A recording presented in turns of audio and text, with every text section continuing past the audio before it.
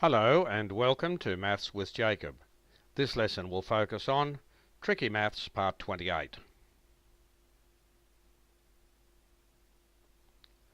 You are reading to your students in the classroom and all 14 eyes are looking at you. What is the total number of people in the room? Now, as always, you have a chance to pause the video here so that you can solve it yourself.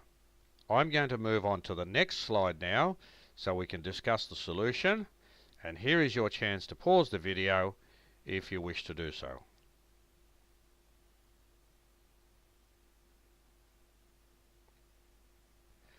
The 14 eyes looking at the teacher represents 7 students because each student has 2 eyes.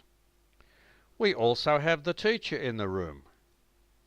The total number of people in the room is 8. So you have 7 students, and then you have 1 teacher, and altogether that gives you 8 people in the room. Because remember, when I asked the problem, I asked how many people are in the room, not just students. So you have to include the teacher.